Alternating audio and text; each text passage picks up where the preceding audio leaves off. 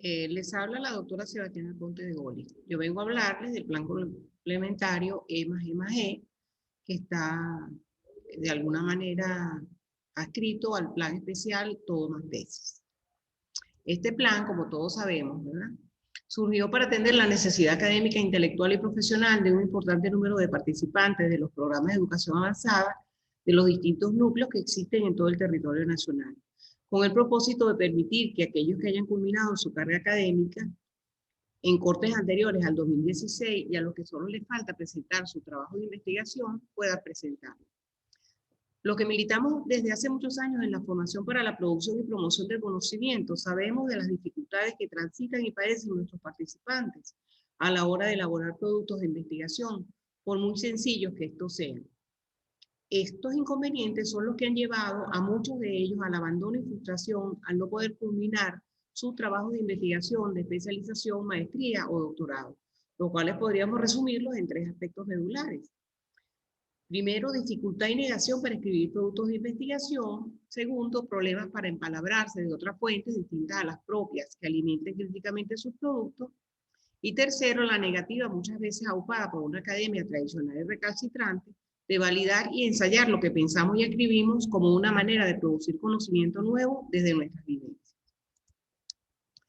Ahora, aún así, respetando el nivel de educación avanzada al cual aspiran los participantes y que es ofrecido por la universidad, cual es cerrar en un tiempo perentorio sus estudios de posgrado, el plan rector les exige que se cumplan requerimientos mínimos que garanticen la calidad académica en la elaboración de sus productos de investigación. A saber, elaborar un trabajo riguroso y retrospectivo de análisis y de síntesis de la experiencia, donde destacarán aprendizajes vinculados al programa de estudio que se han podido adquirir en el campo profesional. Tomar en cuenta aprendizajes que se refieren a conocimientos relacionados con aspectos teóricos y o conceptuales, habilidades y destrezas, actitudes y valores. Tomar que el participante movilice sus habilidades y promoción analítica para resaltar los detalles de su experiencia, demostrando aprendizaje que exigen los programas de estudio o sugerir propuestas de transformación universitaria. Lo anterior podríamos traducirlo en 3 fortalezas puntuales que debe poseer el participante para lograr este cometido: escribir, empalabrar y ensayar. Ahora, para alcanzar estas fortalezas que hablamos, ¿verdad? El programa contempla un apoyo académico e instrumental, facilitando un cuerpo de 3 seminarios talleres de carácter complementario para la elaboración expedita de los productos que les son exigidos por el plan T+T. A saber, escribir productos de investigación desde la autobiografía como práctica vivencial, empalabrar, que implicaría el sentido, manejo e inclusión de autores y contenidos en productos de investigación vivencial, como son la elaboración de ensayos, los estados del arte, los artículos, la curación de contenido, los pósteres, entre otros. Y ensayar como una práctica producto de investigación. Vamos a hablar de esa primera fortaleza, que sería escribir productos de investigación desde la autobiografía como práctica vivencial. Esa primera fortaleza nosotros la pensamos en 4 momentos que son recursivos, el cual el participante debe transitar, que es escritura tentativa, revisión, coherencia con acompañamiento, empalabramiento, manejo e inclusión de autores y contenidos, y reescritura, conversión epistemológica de sí. El reconocimiento de estos momentos como necesarios e indispensables, los cuales el participante debe transitar para componer un producto de investigación de calidad académica que surja de sus propias vivencias. Ahora, esto nos obliga también a replantear los presupuestos epistémicos de lo que entendemos como escritura académica universitaria, de manera de redefinirla, no ya como un mero instrumento de registro, destreza o comunicación del conocimiento y las reglas que son de suyo, sino como un medio de transformación de la persona que llamaremos conversión epistemológica de sí.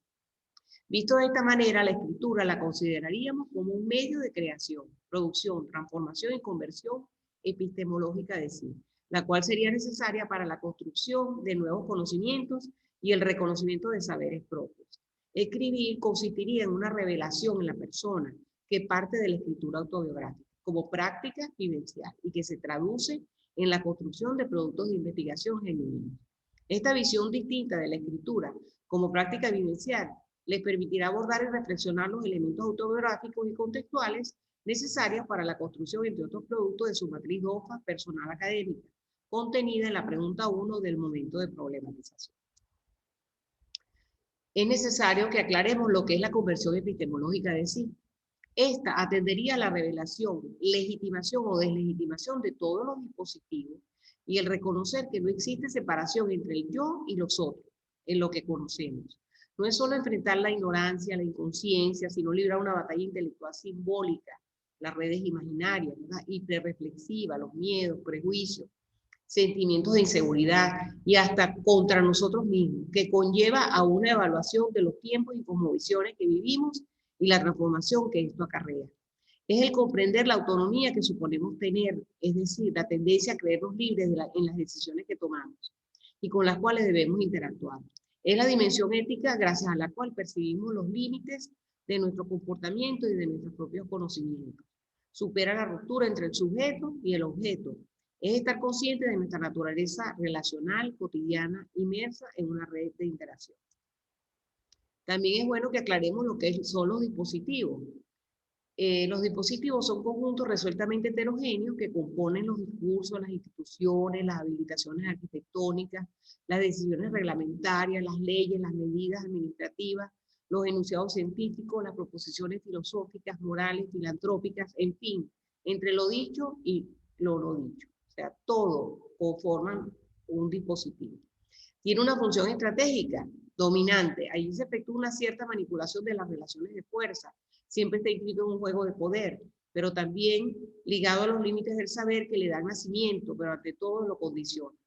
Los dispositivos deben siempre implicar un proceso de subjetivación y deben producir su sujeto. Esta teoría está sustentada en Michel Foucault. Ahora veamos ese primer momento recursivo que se refiere al escribir productos de investigación desde la autobiografía como práctica vivencial, que es la escritura tentativa. La escritura tentativa es una invitación a ordenar y relatar nuestras experiencias desde la memoria de lo que somos y rememorar los tiempos vividos que implican aprendizaje. La propia vida y nuestro trayecto de formación se convierte en el objeto a pensar y a su vez en el trabajo a realizar. Es volcar el pensamiento hacia una atenta observación de la propia vida y nuestras experiencias significativas familiares y educativas como actividad vital. No es una muestra de vanidad. Ya nos decía la profesora Gladys Madrid que reconstruir la memoria de lo que somos nos ofrece la oportunidad de otorgarle sentido a nuestra cotidianidad. Ejercitar el pensamiento dentro de la modalidad narrativa escrita permite vernos a partir de nuestra subjetividad. Veamos un ejemplo de una participante del doctorado de una escritura tentativa. Es este escrito una muestra de lo que he sido y es por tanto entenderme en lo que fui, en lo que soy y en lo que estoy siendo. Y no solo es describir una sucesión de acontecimientos, es esencialmente un pensar, un reflexionar, una introspección y es en todo caso una búsqueda de mi saber de experiencia. Un escrito autobiográfico tal como este implica inicialmente un retorno a mí misma, a la Carmen Petra niña piriteña, escolar, liceísta, lectora. Es mirar a la Carmen Petra que llegó a Caracas, la eusebista, la titiritera, la madre, la bibliotecaria. Es comprender a la Carmen Petra que decidió estudiar después de jubilada, graduarse, ser docente. Es esto, por tanto, un ejercicio de autoapropiación y autocomprensión. Es también detenerme a mirar mi vida vivida, es contemplarme en toda mi mujercidad, es convertirme en espectadora de mi vida. Veamos el segundo momento que se refiere a la revisión coherencia con acompañamiento. Aquí el papel de los docentes es realmente donde se va a manifestar con mayor fuerza. Nosotros debemos ver que el objeto de estudio se adecua a la investigación de sí, que el participante está realizando. También recordamos que la relación facilitador-participante está enmarcada en una filosofía antagónica, donde el que enseña y el que aprende fungen como adultos y ambos aportan en la relación de aprendizaje. Ayudamos a que los demás referentes teóricos sean adecuadamente considerados sobre el objeto principal de estudio, la propia vida del participante. Hay una posición teórico-práctica en esta autobiografía, ¿verdad? Aquel que se estudia no solo busca una posición teórica que lo sitúa frente a sí, sino que además el que investiga sobre sí tiene la totalidad de su vida, su accionar, involucrado en el asunto. Este momento escritural autobiográfico con acompañamiento del tutor apoya en parte la pregunta 2 que se refiere a lo que el participante valoriza como aprendizaje significativo en su vida profesional, familiar y comunitaria. Veamos un ejemplo de una estudiante de contador público de la maestría en Ciencias Administrativas, mención Gerencia Pública. Ella dice, estudié en un colegio público, mi primaria, en la Escuela Básica Nueva Guacara. Este colegio era un colegio excelente donde existía la disciplina y el sentido de pertenencia. En mi colegio siempre había clases, inclusive en los días de paro nacional. El único día que no hubo clases fue el 11 de abril de 2002. Recuerdo que pese a las circunstancias que se estaban viviendo en el país, mi madre nos levantó a mi hermano y a mí para ir al colegio. Cuando estábamos saliendo de la casa, nos informan los vecinos que la directora Olga Rico había suspendido las clases. El golpe de Estado que se vivía en el país tenía todo consternado. Recuerdo que mis vecinos de derecha estaban en shock, pues no salieron a celebrar, y los de izquierda se reunían en las casas para ver las noticias juntos. En la plaza del municipio de Guacara, el 13 de abril, los de izquierda se concentraron y colocaron TV para ir monitoreando los acontecimientos en pleno desarrollo, diría el periodista Walter Martínez. Y allí estaba yo junto a mis padres. Recuerdo que nos fuimos de madrugada a la casa, le pedí a mis padres que me despertaran cuando Chávez regresara, y así lo hicieron. Nosotros podemos ver que es una estudiante contador público y su vida está cargada de experiencias, cargada de cosas humanas que tienen que ver con aspectos que ella considera importantes en la formación de la persona, como la responsabilidad, los valores, la ideología, el ser político, la identidad como ser político y los valores familiares. Y eso pesa a la hora de hacer su trabajo y su producto de investigación. Veamos el tercer momento que se refiere al empalabrar el manejo de inclusión de autores y contenidos. En este punto quiero decirles que, bueno, hay un taller, así como lo hay para escritura, pues hay un taller, el segundo taller, que sería el taller de empalabramiento. Entonces vamos a ver en líneas generales lo que sería el empalabramiento. Se refiere, ¿verdad?, a la condición humana de cosmizar su entorno, de ordenar su entorno. Nosotros como seres humanos tenemos una condición excéntrica, o sea, nosotros buscamos salir de nosotros mismos, digamos, desde una fenomenología, desde nosotros mismos vamos hacia afuera, ¿verdad? El ser ahí, diría Heidegger. Entonces, ese ser ahí tiene una condición excéntrica. Nosotros buscamos ordenar el entorno. Y esa ordenación, hay un autor que se llama Luis Duque, él habla de fabricar semánticas cordiales, que no es otra cosa que crear gramáticas para sobrevivir justamente en esa condición excéntrica del ser humano.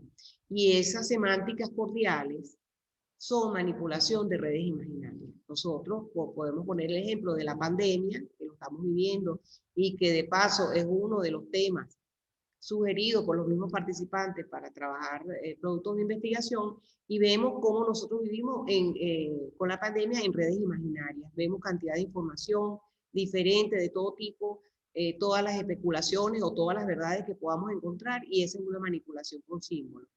Ahora, la lengua materna es importante para ese empalabramiento, pero no pensar la lengua materna como que viene de nuestra mamá, sino de nuestra madre tierra, o sea, lo que nosotros somos, cómo nosotros hablamos, cómo nosotros pensamos y decidimos las cosas. Es importante ese punto, y por supuesto que para nosotros poder entender ese empalabramiento necesitamos de traductores e intermediarios.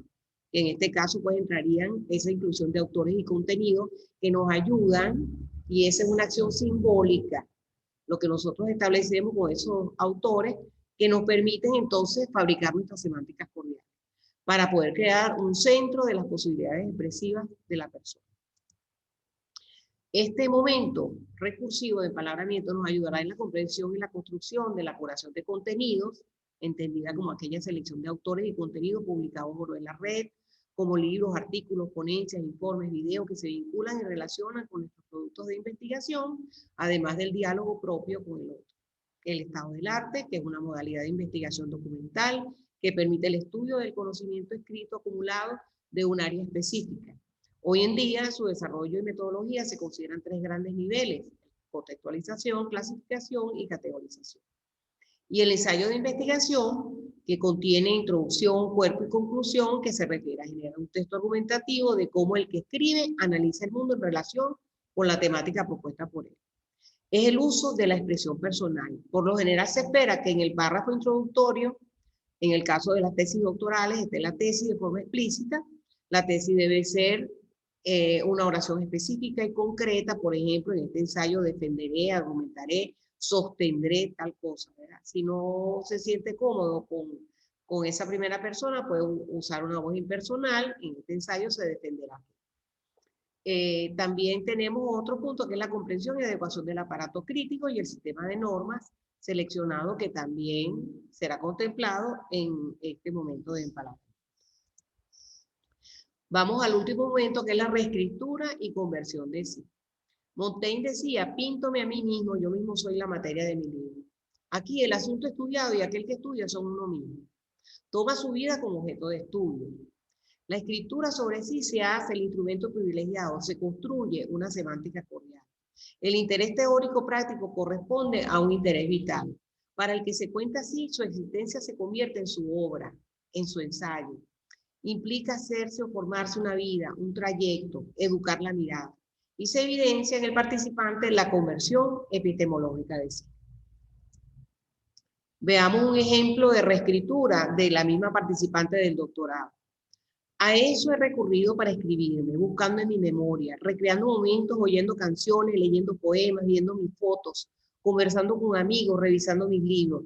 Dice el escritor uruguayo y centenario Mario Benedetti que el olvido está lleno de memoria. Y es cierto, porque el olvido no existe.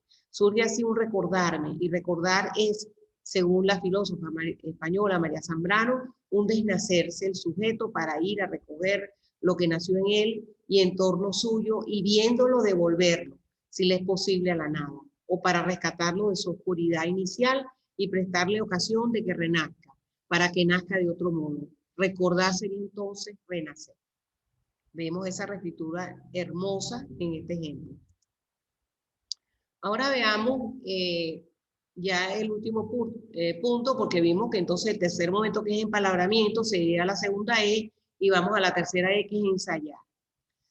Aquí nosotros hablamos de algo que se llama la puesta en escena de nuestros productos de investigación. El ensayar implica, digamos que para los estudiantes de educación, ensayos pedagógicos, y para los estudiantes de administración sería ensayo de procesos administrativos, gerenciales y de gestión en las organizaciones. Vemos que ensayar, o sea, ¿cómo sería ese ensayar? Primero, que no es una mirada ingenua de la práctica. No es que nosotros vamos a hacer una pasantía, sino que hay que saltar el miedo del cumplimiento de los objetivos, ser innovador desde la vivencia, la lectura y el estudio. Es un interpretar y reinventar un dispositivo contenido en las prácticas en el sentido de Foucault. Entonces nosotros vamos a crear vamos a decir, un mundo nuevo, vamos a crear un escenario, una puesta en escena nueva.